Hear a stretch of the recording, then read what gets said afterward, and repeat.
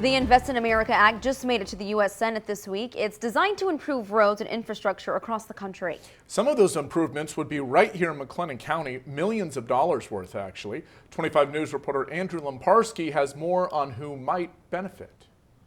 River Valley Intermediate School is right down Speegleville Road from a narrow bridge without sidewalks. But roughly $8.3 million have been designated in the Invest in America Act to improve traffic and make this street a little more walkable. River Valley Intermediate School is getting bigger.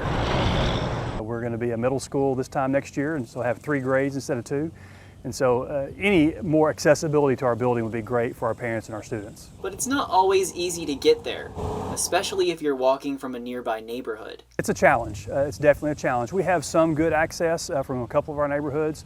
From a couple of our neighborhoods, there's just not really good access. On Speegleville Road, there are several neighborhoods within walking distance to the school.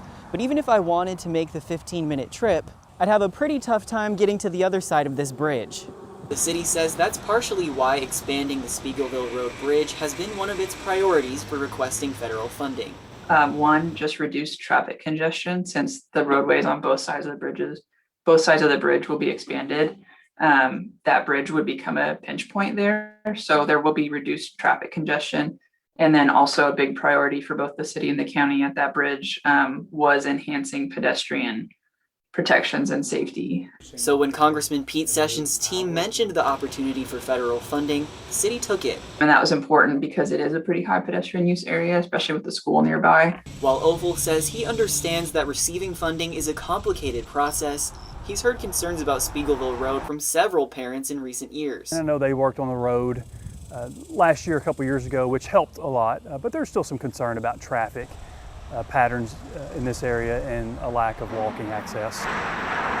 For now, the fate of those traffic patterns and walking access rests on Capitol Hill. Anything we can do to make accessing a school building easier and better for people around it, I don't see any reason why we wouldn't do it.